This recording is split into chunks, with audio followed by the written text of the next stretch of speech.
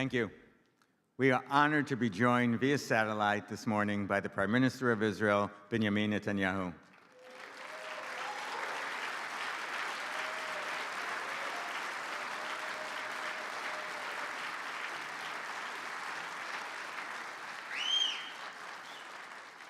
Welcome, Mr. Prime Minister.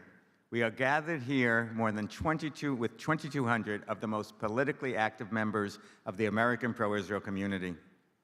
Together, we have mourned the death of every Israeli since October 7th, prayed for the safe release of every hostage, and taken great pride in Israel's incredible, remarkable achievements over the last year. Our commitment to Israel's security is, as you know, unwavering. Thank you so much for joining us. Mr. Prime Minister, can you hear us?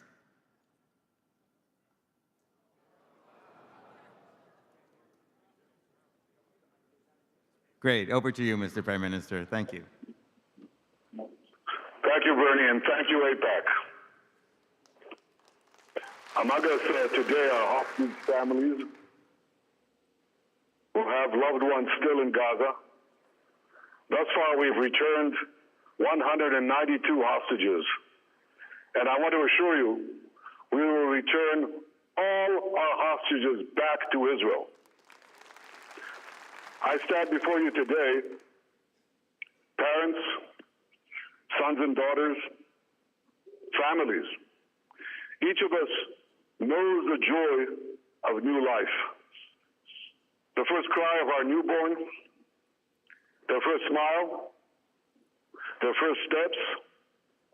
We remember the sleepless nights spent watching over them, the whispered prayers for their safety, the unshakable hope that they will grow up in a better world.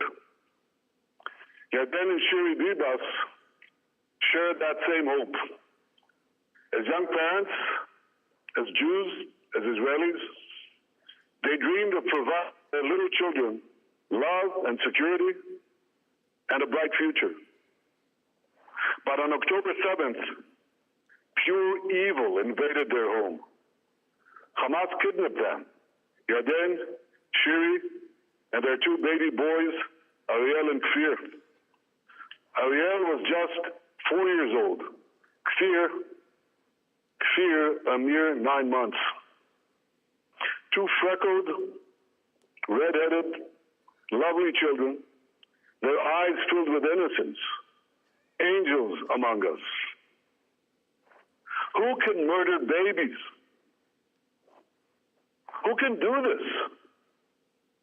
The Hamas monsters, that's who. They slaughtered Shiri before her own children. Then they strangled Ariel and Kfir. They crushed their tiny skulls with unspeakable cruelty and barbarism. What monsters! Their evil knows no bounds. How can the world witness such horror and remain silent?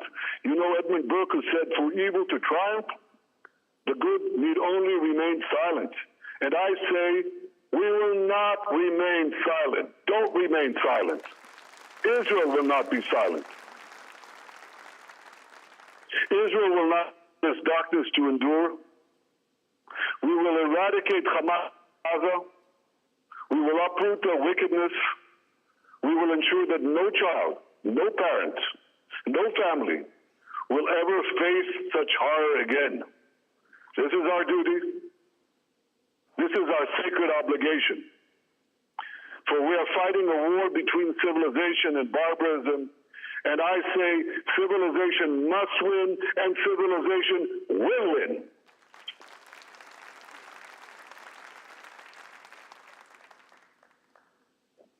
And that's why I say every nation that calls itself civilized must demand the immediate release of all the hostages.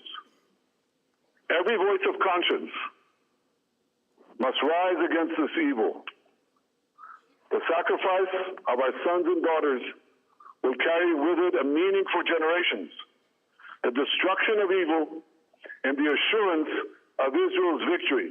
And when I say victory, I mean total victory. That is our goal, and nothing else will suffice.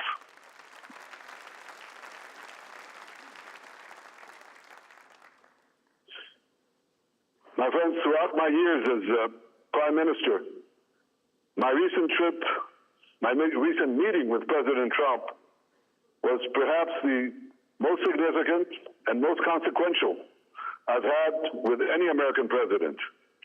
Our 5-hour meeting was warm, was personal. It was the first visit by a foreign leader after President Trump's second inauguration. And today I can clearly say the alliance between the United States and Israel has never been stronger.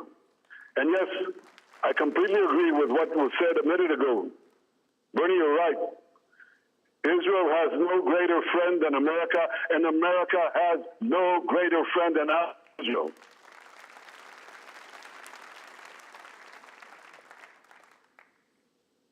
I deeply appreciate President Trump's firm stance that helped us free our hostages.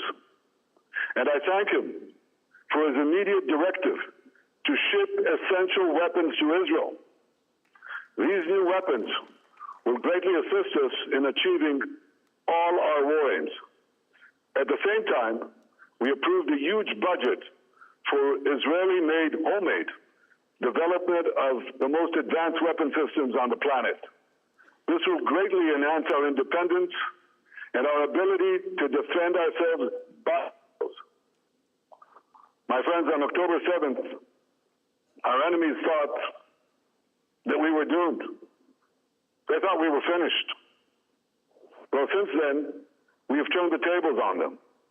We arose from the most difficult single day in Israel's history, and we waged war against those who sought to destroy us. And you should see the courage of our soldiers. You should see these young men and women, the way they put themselves into the line of fire, the way they rescue their comrades, the way they fight the enemy with unmatched resolve and courage. And I think you should also see, and you probably do see, the resolution of our people and the way that they carry themselves through the most turbulent times. All this paved the way for a victory that is within our reach. We will achieve all our war objectives. The destruction of Hamas's military and governing capabilities in Gaza, the return of all our hostages, both the living and the dead, ensuring that God does not pose a threat to Israel in the future, and securing the safe return of all our citizens to their homes, both in the north and in the south. Now, my friends, we spoke here last year, and so much has changed since then. A year ago, the IDF did not control Rafah and the Philadelphia corridor. Sinwar, Def, Hania, Nasrallah, they were all alive, and countless other terror chiefs. 2 days after the war began, I said, we will change the face of the Middle East. We are doing exactly that. We're doing that thanks to the heroism of our fighters, the resolve of our people, and the bold decisions we had taken, often in the face of enormous pressure from both home and abroad. In Gaza, we will liberate our hostages and free Gaza from the tyranny of Hamas. We support President Trump's groundbreaking plan to allow Gaza the freedom of choice to leave and to create a new Gaza. Everybody said, or they used to say, Gaza is the biggest open-air prison on earth. Well, why? We let our Gazans leave if they want to.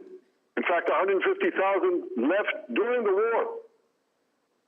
Some had to bribe their way out. They didn't have to bribe us. They had dual passports. 150,000 Gazans left during the war. Why not give them a choice to leave? What is this insane narrative that says, no, we have to keep them shuttered. We can't allow Gazans to choose where they want to be at any given time? That's why President Trump's program is important. And it's a change It's not same old, same old, same old. It's a new thing, and it should be supported and realized. In Judea and Samaria, our forces are moving deep into the terror camps. They're destroying terrorists, they're destroying their chiefs, they're destroying their infrastructure, and we will remain in those camps as long as is necessary. In Lebanon, we have brought Hezbollah to its knees, and we are strictly enforcing the ceasefire agreement. We will not tolerate any violation and any threat from Hezbollah, and we will hold strategic points along both sides of our northern border to ensure that our communities are never again threatened by ground invasion from Lebanon. In Syria, IDF forces will remain on the summit of Mount Hermon. You should really visit that place. It's a glorious sight. Cold, but a glorious sight. And in the adjacent buffer zone, we will remain for the foreseeable future. We will not allow the presence of the HTS organization or a new Syrian army in the area south of Damascus. Southern Syria will be demilitarized. As for Iran, we crushed a large part of Iran's terror axis through a series of powerful blows which aroused the astonishment and admiration of the entire world. If you're holding beepers, don't worry about it. Don't worry, it's okay. Our overarching objective is that Iran should never obtain nuclear weapons. This is not only critical for our security, it's critical for the security of the entire world. And now, a final word. I've already expressed my deep appreciation for President Trump for his complete support for achieving all these goals. But I want to tell you that I appreciate your support in helping us achieve all of these goals. AIPAC has always stood by Israel. You've always stood by the Israeli-American alliance. You've always been there. So I say to you in closing, united we stand, united we're invincible. Am Yisrael Chai. Thank you, AIPAC.